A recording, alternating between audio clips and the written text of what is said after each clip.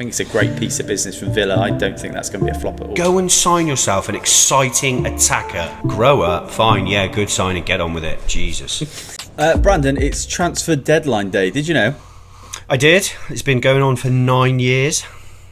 Yeah, far too long. But by the time people are listening to this, all the transfers will be wrapped up. I have got a long list of transfers that happened on deadline, and I kind of want you to say whether they are a flop or not.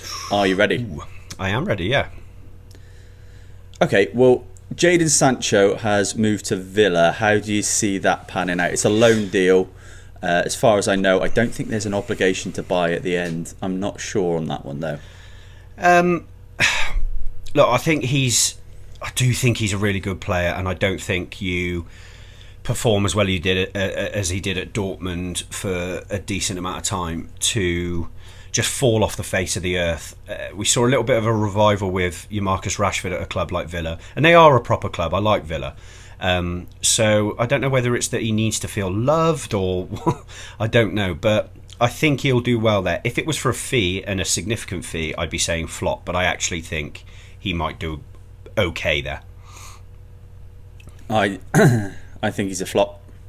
I think he's a flop wherever he goes now, until eventually he gets a move to Saudi Arabia, because the guy's attitude absolutely stinks. There's not a single United fan who wanted him to stay. I don't think anyone at Chelsea really thought much of him, and it was clear that Dortmund didn't want him either because they had a very easy option to buy him after his loan as well. So, I don't know. Do you think he's a good player? I think he has been a good player. I don't think he's a good player now. But I do think that it's so cliche, and form is temporary, class is permanent. I'm not saying he's class, but sometimes these players find their level or find a club that revives them into some sort of form, and Villa could do it. But at the same time, mate, it would not shock me if he absolutely bombed again.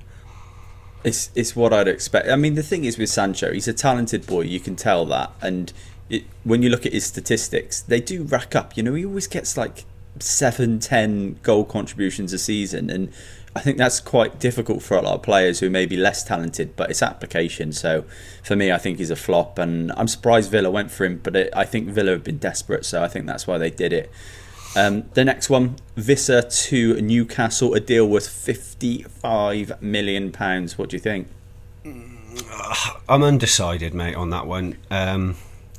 It's way more money than they said they wanted to pay. I'm also not one of these people that like bang on too much about money. It doesn't come out of our pockets, and when it does start affecting sort of your day-to-day match-going fans, then obviously it's a problem. But it doesn't at this stage. So the money's almost irrelevant. He's got big shoes to fill, him and Voltemada. They're going to have to hit the ground running. I don't know. I don't think he's the answer to their problems. I think Voltemada's a better signing. There was an interesting question, right? And it was like, is Voltemada and Wissa combined a better output than Alexander Isak? No. And then you look at the goals scored last season. Johan Wissa, 19 non-penalty Premier League goals in the league. You only need Voltemada to score 5 to beat Isak's return. Yeah, it's the dynamic of how those two are going to work together, if they are working together. Obviously, you'd expect Wissa to be more sort of up to scratch and Premier League ready than Voltemada. I think Florian Wirtz is sort of showing that it is fairly difficult to move straight from a Bundesliga to a Premier League team. Do you think they go 4-4-2 or put both of them in together? Because I can't see it. I think Elanga plays. I think Gordon plays naturally. Like, I don't think there'll be a world where he doesn't start, but he'll play left wing. And I think they will fight it out for that central striking position. I think Vissa's a great signing. I think he's quality. I think to score 19 goals without a penalty in the Premier League is so good. Bear in mind as well, Isak probably got 5 or 6 goals in the Premier League last season from penalties, maybe 5. Yeah. And Vissa's got 19 non-penalty Premier League goals. like the thing is with penalties, they do kind of skew your statistics sometimes, and you go, oh yeah, he's been brilliant this season, he's scored 5 more goals and so. Well, if that guy's not on penalties, it's like Andy Cole, doesn't get talked about enough, but never took a Premier League penalty, and his goal record's outrageous. I think Wissa scored 19 goals in a Premier League season without a penalty is for Brentford as well, by the way. Like, that's not even just for a top side. I think that's a cracking size, and I think £55 million is a just price. I understand why Brentford would want that for Wissa, and I think, you know, he's worth that in today's market. I don't completely disagree. I think it will be a decent signing for them. I just think that it really does need to be. I know you said about how many goals they got last season between Voltemada and Wissa, and if they get that, but those ifs are big ifs. They need to do it, otherwise then you're looking at a lot of money and a poor set of replacements for a bloke that, if had he stayed, they would have been almost guaranteed 20 goals from him. Yeah. I'm going to take a little break here, Brandon, and just ask everyone who is watching or listening, if you haven't already subscribed, we appreciate it. Keep tabs on the channel, make sure you're commenting, tell us what you think about these transfers as well. If you are sick of our faces already, you can listen to the rest of the episode on Spotify and Apple. My next signing is Donnarumma to City. £26 million he cost. What do you reckon, flop or not? I think it'd be really hard for him to flop, to be honest. Money irrelevant, but I do think that's a good fee for a keeper of that sort of quality, a Champions League winner. But I do just feel really sorry. It's a bit of a sort of a side point, but I feel really sorry for James Trafford. Really, really sorry. He's gone there probably with the hope and promise of being their number one, and when a keeper like Donnarumma comes in, then he's very clearly going to be shifted back in the pecking order. I think he'll do well there. I don't particularly like the signing of it. It's quite frustrating that they can just go out and buy 2 of the sort of best and only keepers available on the market to replace another fantastic goalkeeper in Ederson. So it's not going to be a flop for Donnarumma. I think, if anything, it would be a flop for Man City rather than for Donnarumma. I don't think Donnarumma changes, you know, his quality. I don't think he dips in form, but I think what he's going to be asked to do in that City side, we've seen it with James Trafford already, that when you're being asked to play from the back and to be so accomplished on the ball, there are a lot of errors, and those errors build up, and I don't think City have been the same team since Ederson's been out of the team and Trafford's been back in it. So I think that could be a big shift in terms of style of play. I think it could be a difficult one. I think Donnarumma was best off going to United. I think United were the best option for him, and I think vice versa as well. I'm surprised City went for him, but obviously there's something in James Trafford that they thought will trigger the buyback clause because it's cheap and he's a young goalkeeper with potential. But I just don't feel like they ever planned for him to be number one. I think this first couple of games was just it's almost like the recess before the big boys come. It was like Donnarumma's coming. They knew it. They knew the signing was going to happen. Didn't matter how long it took. But Trafford was filling in for the meantime, I think. And it's a free hit, isn't it? Really, because it was done so late today that had Trafford performed unbelievably well and fitted right in straight away, they would have had almost the luxury to say, okay, well, we won't spend the extra money on him. And because it hasn't got turned out that way, they've already seemingly put in the work to be able to just go, okay, cool, we'll go and sign him and have both options should one get injured or be out of form, and then you've got 2 very, very, very good goalkeepers to pick from. So I think it's a good deal for them. I agree with you on the United point, as much as it pains me to say it, and I would have been upset if he had gone to United because it makes you a much better team. I do think it is a strange one that there didn't seem to be much noise about it, bar 1 or 2 tweets saying that you were interested, and that was that. Yeah, I think United are probably in a position where they were like, look, Emi Martinez is available, Donnarumma's potentially available, but we then sacrifice Onana in terms of he was a massive fee, and when you bring in a goalkeeper of the stature of Martinez or, you know, Donnarumma, you're asking them to be the number one, and you're saying that Onana is no longer part of the squad, and all of a sudden his market value drops, and it's difficult because other clubs know that you've got to sell him at a penny stock. So yeah, it was a point brought up, I think, by one of the journalists earlier, and I thought, do you know what, that is bang on. The Trafford deal, by the way, I think it was 30 million quid. You don't lose on that. You sign him. This is it. If he doesn't work out this season, you sell him next season for possibly even a profit. So yeah, Donnarumma, I think, is a cracking deal at 26 million. I think there was a better club for him out there, and I would say that there, wouldn't I? The big one, Isak to Liverpool, £130 million, British record transfer fee. I'll ask you the question: have Liverpool just signed the best finisher in world football? I was having a chat to the fellow that I take on the aways, and he was very adamant that we've signed the best striker in world football. And I put it to him about Haaland, and I said, Haaland is a better goal scorer in my opinion. Isak is a better striker overall, but I really do think that in a lot of instances that Isak is the better finisher for all types of goals. This is the thing, and I think that is a big crucial point, and particularly with Liverpool. I mean, you're not really a team that plays across the box for 5-yard tap-ins. You're a team that scores goals from everywhere, and I think Isak would be asked to do that. So I think it's horses for courses. City have got a player that they expect to build up play, and then their final third finishing is going to be usually within the 6-yard box. Haaland's perfect for that. Isak's perfect for probably what Liverpool are looking at.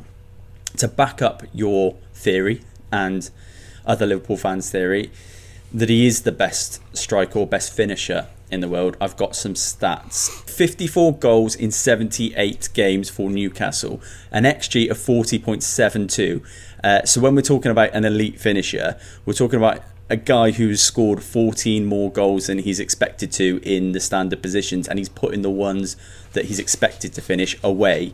You look at someone who did actually outscore Haaland last season as well. 471 touches in the opposition box in 86 Premier League games. That equals an average of about 5 per game. So you're looking at also a player who is a massive threat and gets on the ball in the box. He's not going missing. You see a lot of strikers who can't get a touch on the ball. He's touching it on average 5 times in the box. Then we move on to dribbling, someone who can carry the ball, a complete striker. You've got someone who completed 52% of his dribbles last season, and over the course of his Premier League career, he's actually completed more dribbles. So he's actually completing more dribbles than he's not completing, which means he's beating his defender the majority of the time. Then we look at someone who can build up play. He's got a 78% pass completion rate. When you think about where Isak picks up the ball, it's going to be in the final third. It's going to be in terms of playing and progressing play. So it's someone who's going to be looking to move the ball. And a lot of those passes tend to be cut out. They're not passes for the sake of passes. They're actually intricate passes, and they're with intent. So to complete 78% of them, I think is a really high number. And then he's backed that up with obviously getting 9 assists in the Premier League since he started. So yeah, an all-round complete goal scorer, but also an all-round complete striker. If you could hand-pick a player, not just who's available or who isn't available in the world of football right now to fill in that sort of number 9 position at Liverpool, it would be him. The last time, obviously, we had someone of that sort of ilk that could do the dirty work, the tracking back, the ball carrying, the intricate passes, was obviously Bobby Firmino. And I don't think they're similar players in the way that they play, but they've got very sort of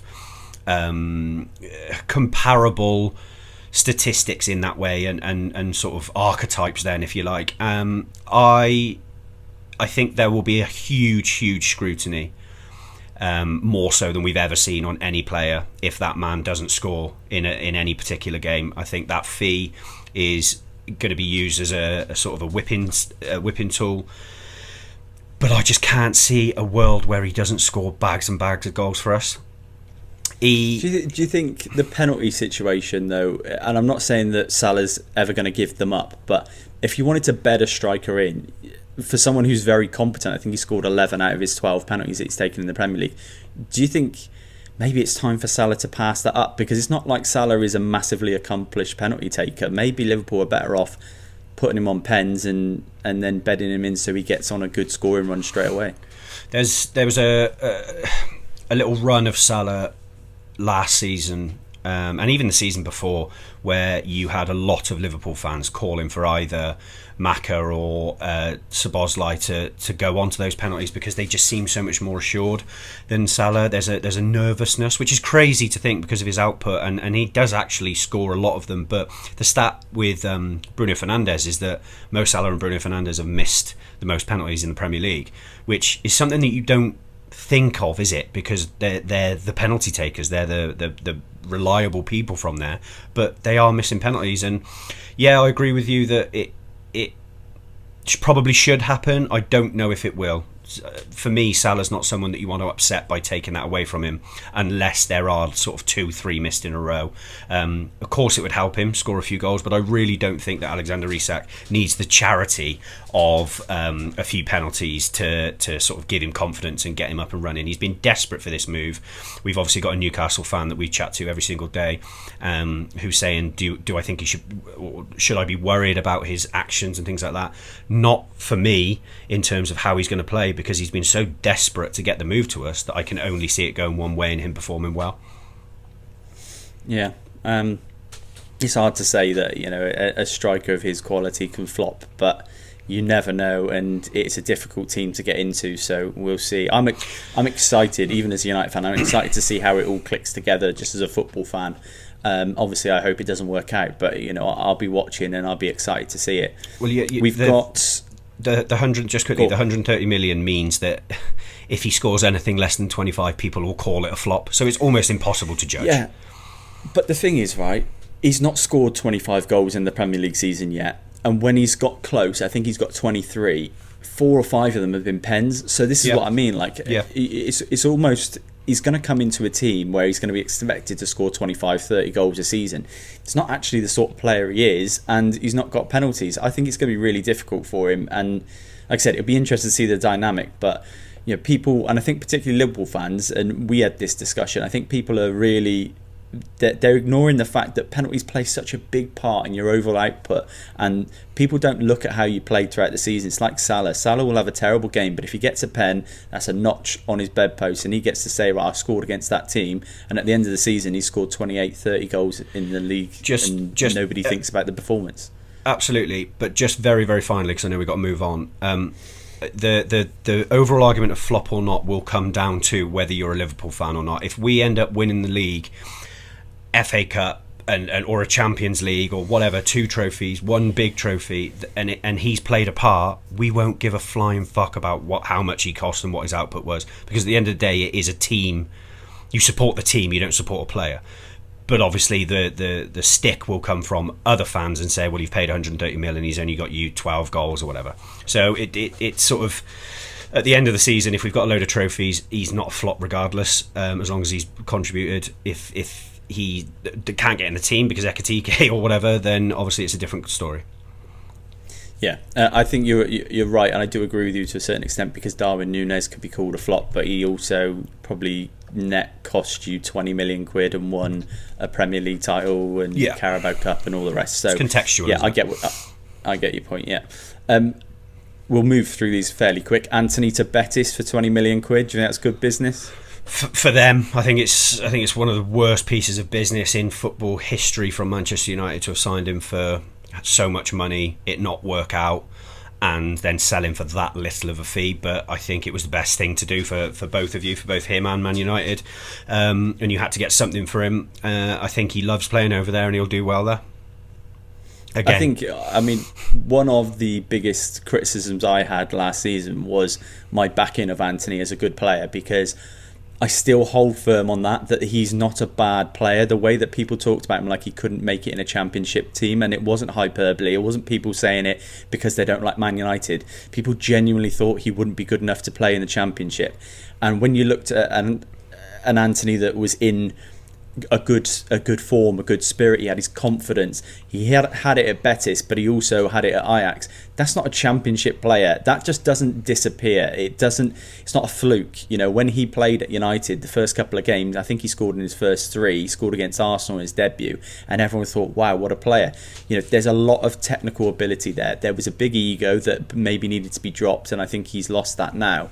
But for 20 million quid to get a player of Antony's quality, I think is an absolute bargain. I think it's great business from Betis. It's an indictment for how terribly Man United has been run, but it's also something that had to happen from our point of view. I think the biggest thing with Antony, and I think I've been calling for it for so long, he would have been perfect in Ruben Amorim's wing-back system. I cannot believe United didn't identify him as a right wing-back, because he's a brilliant defender. He's not a goal scorer. He's got a great first touch. He's quick. He's tenacious. He can tackle. He's got everything that Ruben Amorim would want in a right wing back or a left wing back, but he couldn't drop his ego to play in that Man United side in a position he didn't like, and nobody at the club decided to even ask him, I think. So yeah, I took a lot of heat, but I stand by my point that he's not a bad player. Right player, wrong time, maybe. Brian Brobby to Sunderland for 20 million quid. Mr. Blobby. Mr. Blobby.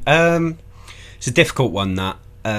His name seems to have been around for so long, doesn't it, Brobby? It's because his name is annoying. Yeah, if his name wasn't annoying, I don't think he'd have got that move.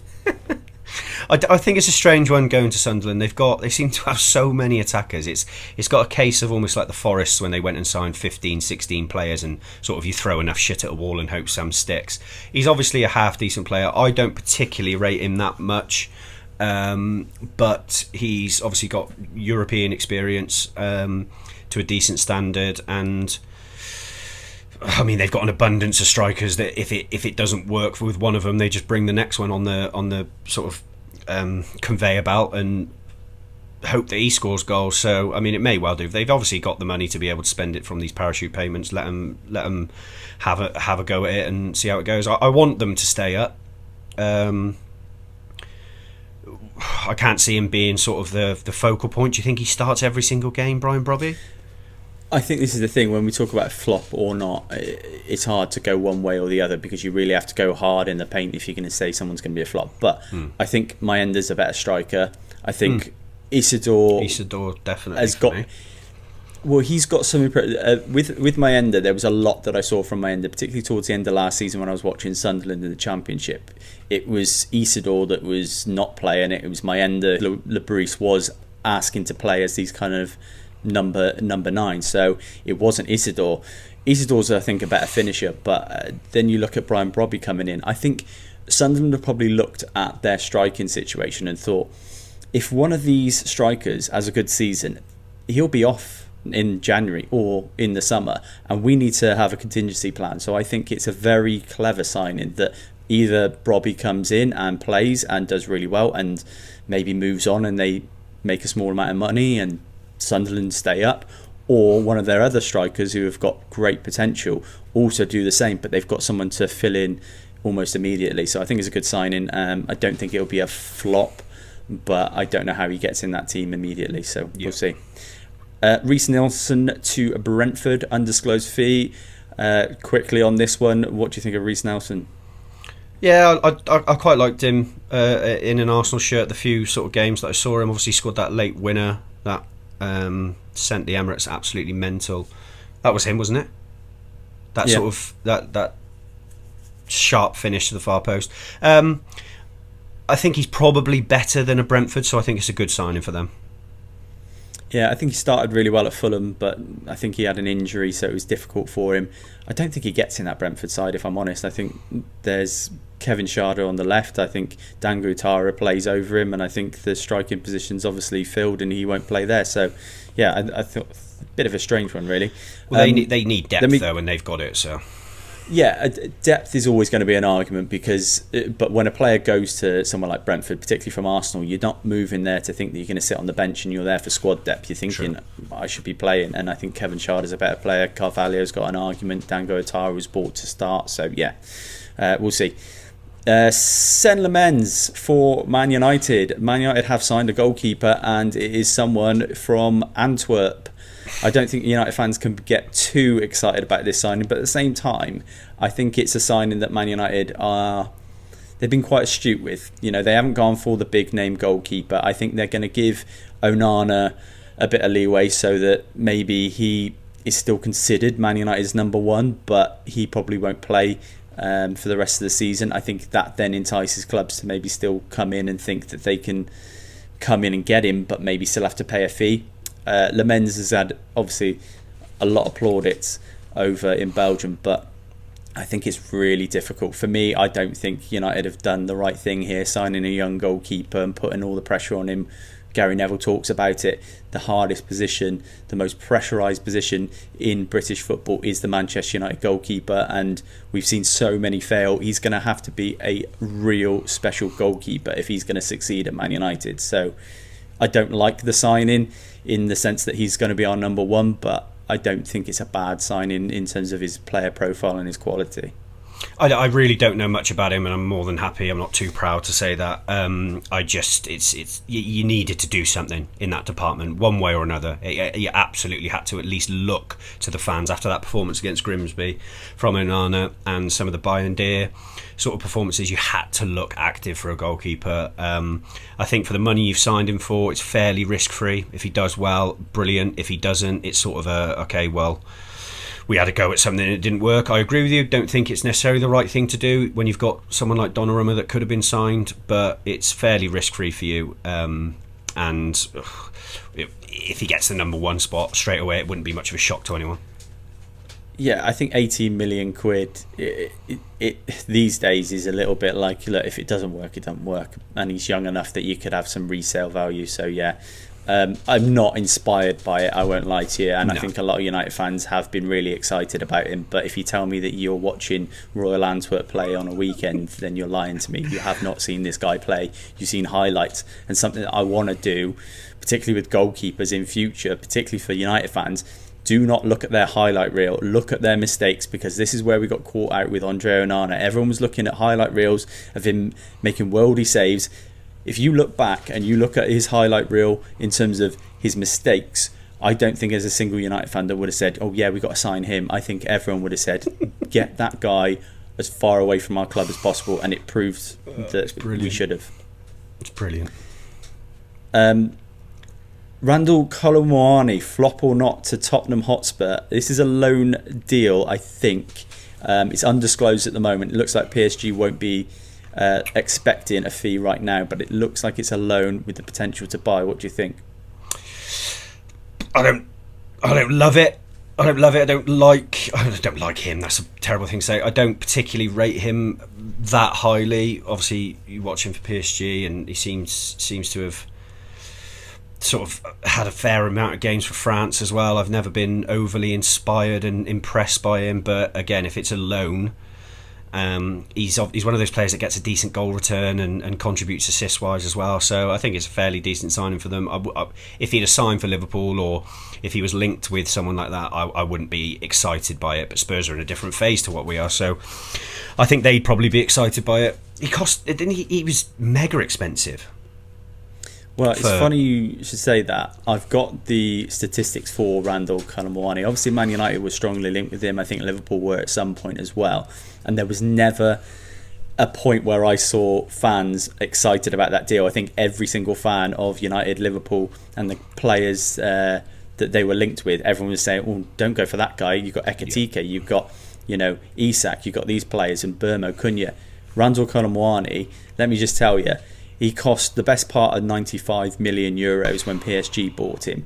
He scored 10 goals, 3 assists in just 20 games for Juve last season on loan, which is actually really good returns for a Juve player considering the amount of goals they don't score. He had 21 goals and 14 assists in 38 domestic games for Frankfurt that got him that move to PSG.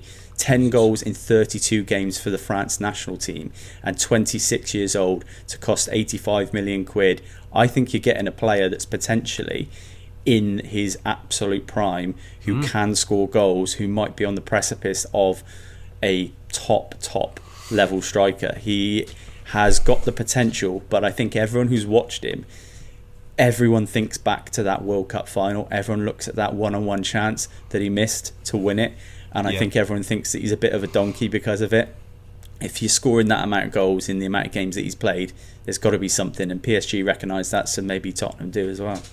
Yeah, that surprised me, I'll be honest. I wouldn't know the ins and outs of his stats, so the numbers that you said there are impressive. It kind of reminds, having watched him though, it kind of reminds me of the Maratas of the world.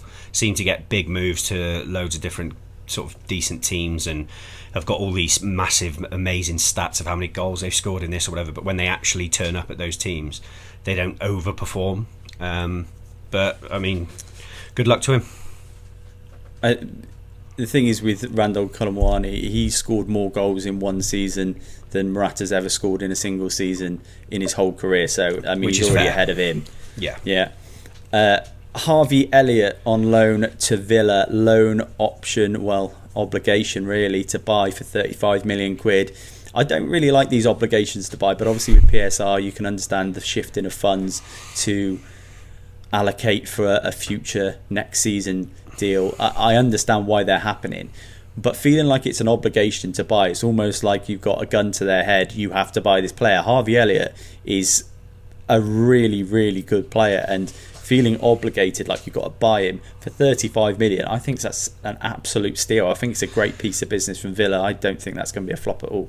No, I'm gutted to see him go, first and foremost.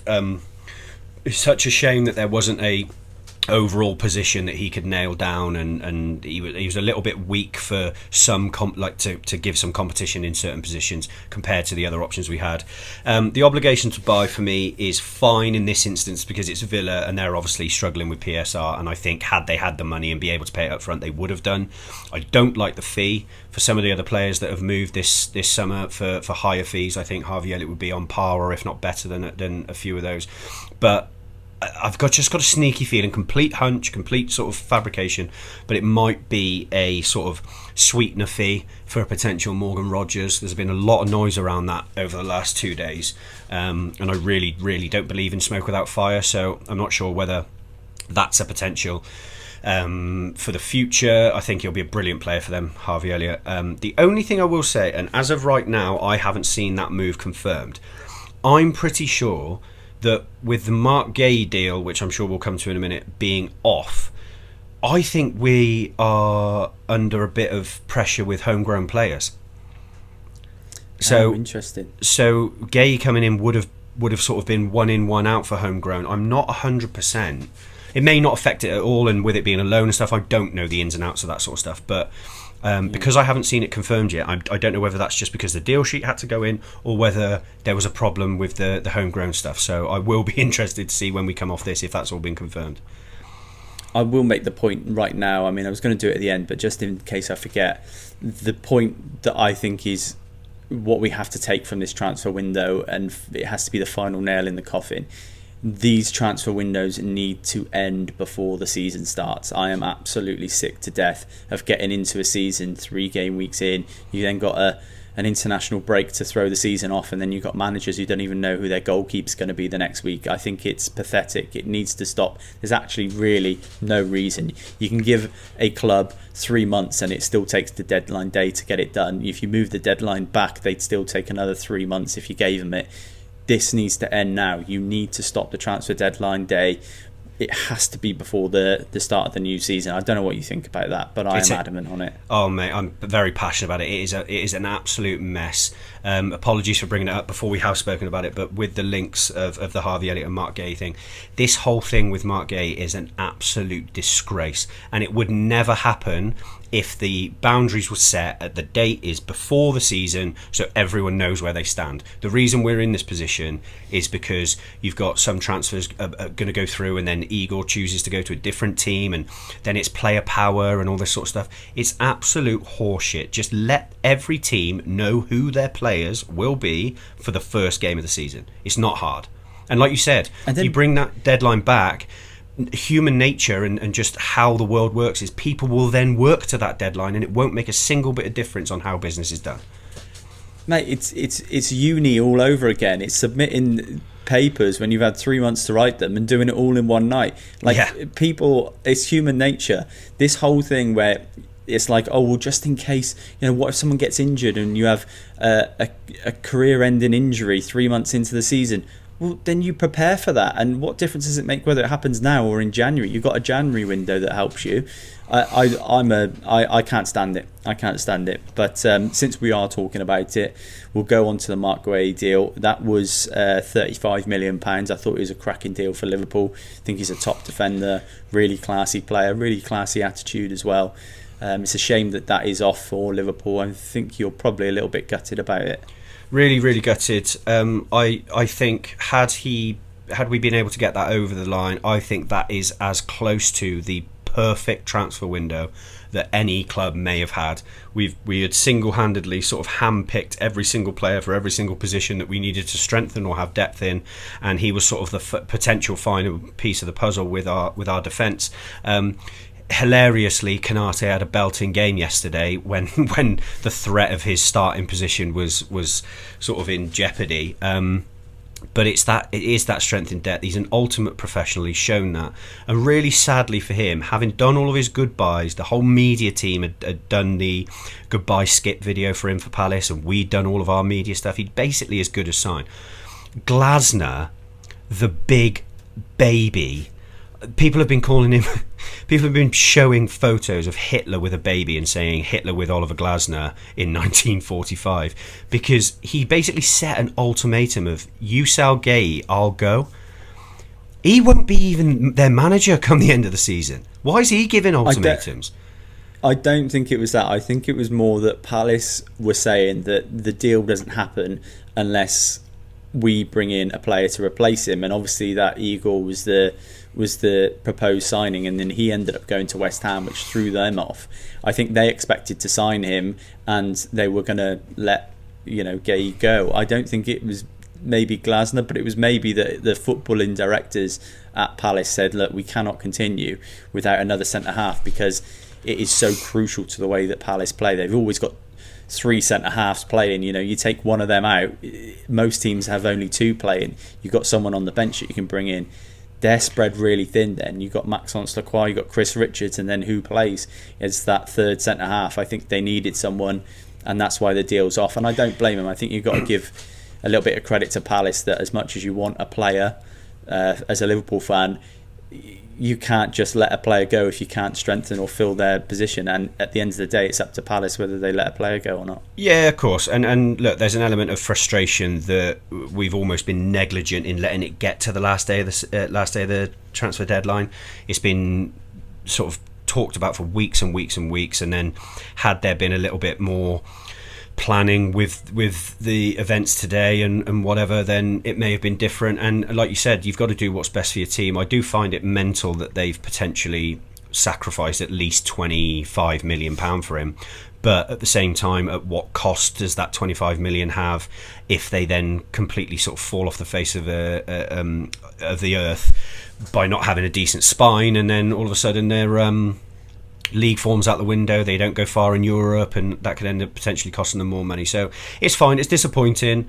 I don't think it sort of it wouldn't affect us not getting him as much as it would have affected Palace having him leave, so I understand it. But it is a shame. The one final thing I'll say is it is so sad that you can be the absolute model professional, be so respectful to your leaving club and the club you're potentially about to join, and you don't get that move that may be considered a dream move for him.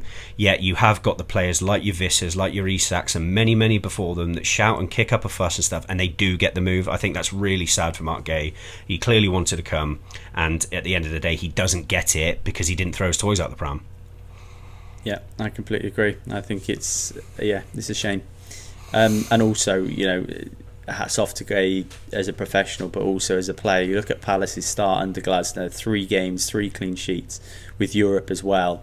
I think defensively they are absolutely nailed on, and I understand why they couldn't let a player of his quality go without that bringing goal, in a replacement. By the way. Oh my God, what's he doing?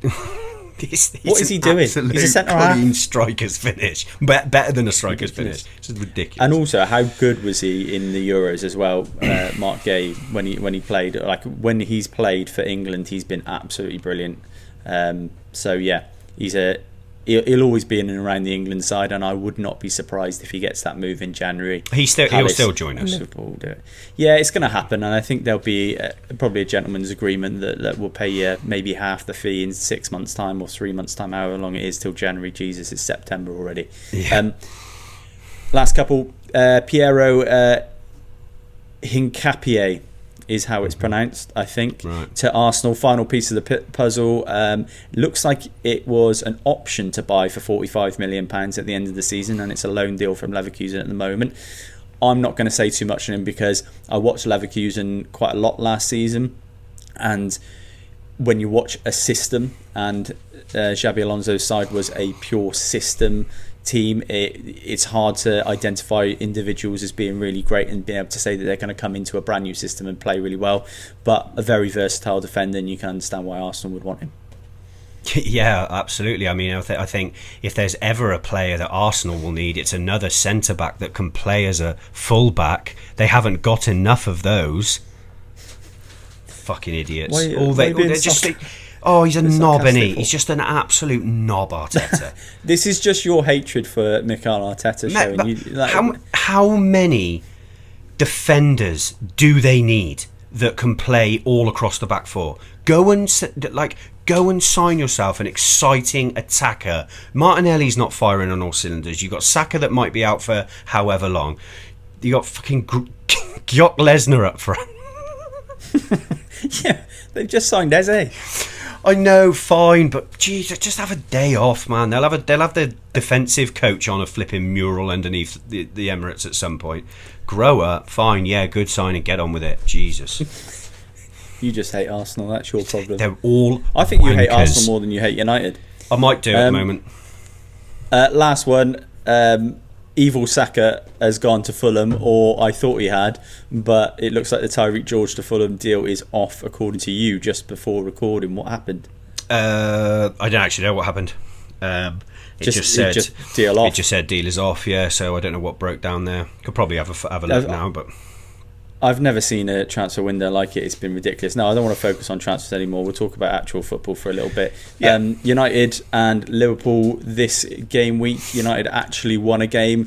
Did you watch any of it? Did you see any of the highlights? Yeah, saw the highlights. Obviously didn't see the game. Got very excited watching sort of flash scores come through, and 1-0, 1-0, 2-1, 2-2, and the heart sank as it does with United when you see that the game, betting's been suspended in the 95th minute, and then you see penalty, and it's. I mean, I can't sit here and have a go too much.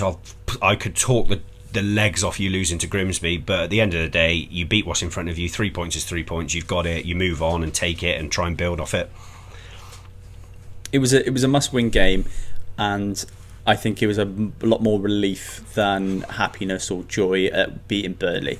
One thing I am going to make a point on is the amount of criticism that the United fans have come under for daring to celebrate winning in the Premier League because it's Burnley. I do not care who you are. If you're playing in the Premier League, you score a goal, you get to celebrate. This whole thing where United just shows how far United have fallen. No, we've won a game in the last minute in the Premier League. It's 3 points. It's 3 massive points after the first couple of weeks that we've had. And you should be able to celebrate it. There's videos going around of Bruno Fernandes obviously getting in the face of Lyle Foster. These players are professionals, they're athletes, they're competitors. They're on the pitch with each other and they're in each other's ear. You watch Lyle Foster giving it to Bruno before the penalty. He is more than within his rights to go and give it back right at the end when he knows he's going to win the game. So I have absolutely no problem with it. The people who have a problem with it, I just don't think played football to enough of a standard that they ever got in the face of other opponents and had it back. Doesn't matter how good the opponent is. It's just football and it's competitive. I think actually, if I take it another step further, I think you're allowed to be both. It's allowed to be both. I think you're allowed to think there's an element of how the mighty has fallen. And I think it would be naive to think that no one is going to think that, because the way that some Manchester United fans will talk about their club still and have done for the past 5 years when they've been in this process of sort of being on a downgrade, it is an element of that. However, exactly as you said, if you've played football or you've been in a match, been to the matches, contextually, When you win a game in the last minute of any football match, whether it's the Carabao Cup or a Premier League game, you are going to celebrate, and you're going to celebrate it as if it's the best thing that's ever happened to you. We beat Leicester on penalties in the Carabao Cup after Minamino scored a last-minute equaliser. In that game, no one would ever think that you'd be celebrating like we did, and we took that as huge motivation to go on and then end up winning the Carabao Cup at the end of it. It's like you can't say that you're not allowed to celebrate, but I do think it is a little bit of how the mighty have fallen, because I do think that should have been a complete routine win, and the way you had to win it was maybe why people say that. 3 points in the Premier League is not as easy as it used to be. Burnley are a tough side. You look at how tough Burnley were to beat last season. It's not like they've started the season terribly as well. So, I have got no problem with United players getting together, really ramping each other up and being buzzing with a win. I've got no problem with it. You were at Anfield on Sunday for the Arsenal game. It was a bit of a frustrating game, I've got to be honest, for I think most neutral fans. You want to see Arsenal turn up at Anfield and make a statement. It felt like Arsenal should have won the game. Sat there watching it at home. What did it feel like in the stadium? Yeah, I mean, I stand with this season. I've got a few mates stood around me in the Kop, and I said to Owen at sort of 78th minute, I think we win here now. But before that, I wasn't so sure. Anyone, just because we won, great. Anyone that says that was a good game of football is kidding themselves. It was a shocking game of football. It was horrible to watch. There was no sort of end-to-end blockbuster action then in each box. It was very, very negative from Arsenal. I felt that they almost didn't want to come there to blow Liverpool out of the water and make a statement. I think Arteta was happy with a point or trying to nick one. The atmosphere after the goal was brilliant. I thought the refereeing performance was shocking. But like you said, at the end of the day, coming away with 3 points and being 9 from 9 after some of the sort of games that we've had and the way that they've panned out, I think is brilliant, and I think we'll just kick on from it. Yeah. You've not even been good, and that's the sign of. We haven't got. I think it's a good sign. Yeah. And you've beaten Newcastle away, and you've beaten Arsenal at home. I think. Even the Bournemouth game, mate. After the way that they're showing Bournemouth were good. Yeah, Bournemouth were really I think good. that's a decent start with three really difficult teams, and we go to Burnley next, so be interesting to see how we do at their place. Yeah, 6-0 incoming. We asked on the Instagram the followers to let us know if there's any players that they think are overrated. It's really tough to get these out for people to have enough time to see it before we record, but I tried to do it earlier. Vince said Mo Salah, wank for 90 minutes but ends up with a goal or an assist at the end of the game. Frank said Curtis Jones, if he wasn't a Scouser, he'd do well to make it into a top 10 side. Yeah, that's going to wind you up. Anton said Adam Wharton, just another Will Hughes. Couldn't disagree more. Alicia said Anthony Gordon, not good enough last season and thinks he's better than he is. I don't mind that shout. And he wears a headband. Summer said Alexander Isak, enough said. I'm assuming Summer is a Newcastle fan. More like Winter. Banter. GTS Autos said Declan Rice. I'm not having 100%. that. What, you think he's overrated? Absolute yard dog. I thought we were going to make it through an entire episode without you saying yard dog. He didn't pass the grab and burst. He didn't pass the grab and burst test, mate. At some point, you're going to have to explain to me and anyone who listens what a yard dog is, because all you described it as last week was getting tracked around the.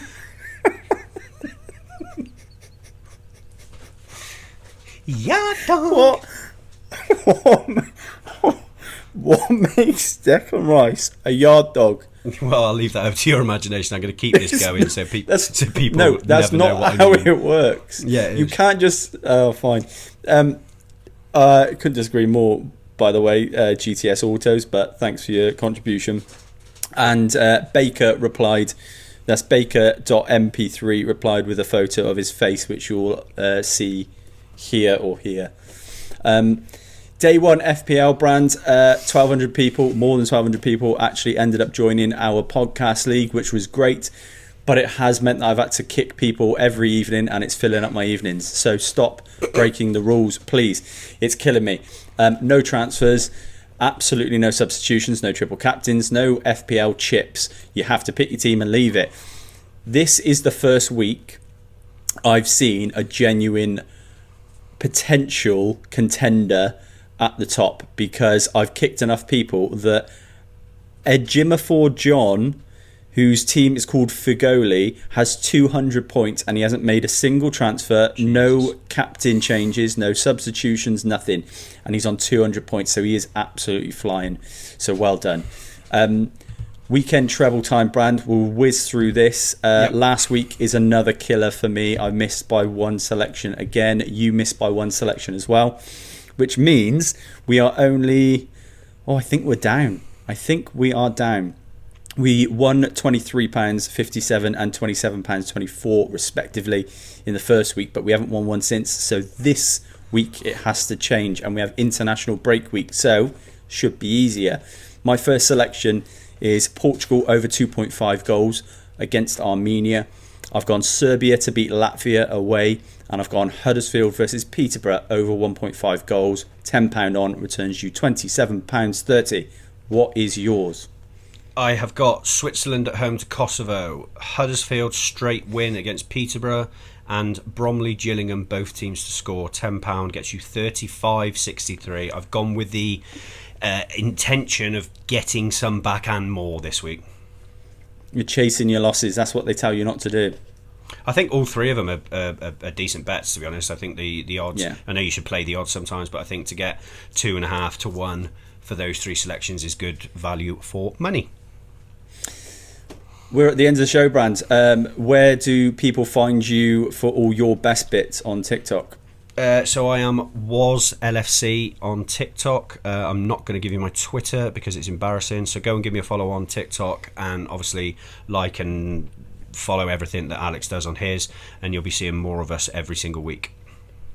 Yep, mine's at Alex Goalpost. You can go and find me. By the way, if anyone wants to go and find Brand's Twitter, please try and do so. I'm not going to give it away, but he is one of the most controversial characters on the platform. He is absolutely unbearable, to the point that I think most of our mates have had to unfollow you completely. So, yeah, if you want to go and get some entertainment, go and try and find him. I'm not going to say what his name is, but he's absolute yard dog.